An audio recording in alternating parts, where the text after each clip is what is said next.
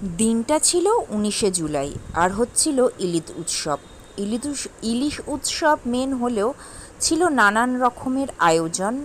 এটা একটা পটলাকের আয়োজন।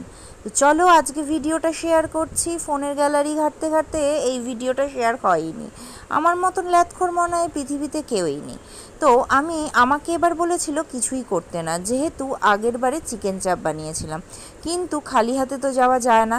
পায়েসটা আমি বেশ ভালোই রান্না করি, তাই নিয়ে গেছিলাম ঘন করে দুধের পায়েস। আর এই হচ্ছে আমার পটলাকের সাজ।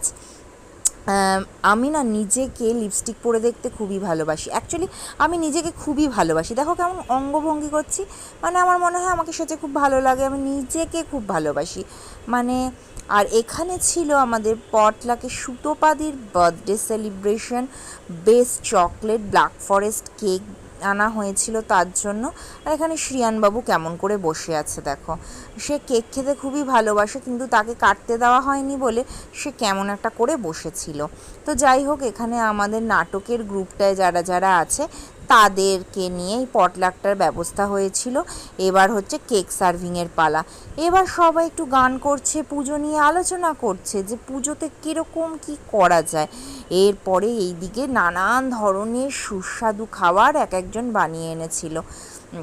এই দেখো, এটা হচ্ছে খিচুড়ি, ছিল হচ্ছে ইলিশ মাছ ভাজা, আলুর দম, বেগুনি ও এবং চাটনি। সবাই এত দুর্দান্ত রান্না করে না, কি বলবো। তো আমারও, আর আমি পায়েসটাও কিন্তু ভালো রান্না করেছিলাম, 10 আউট অফ 20।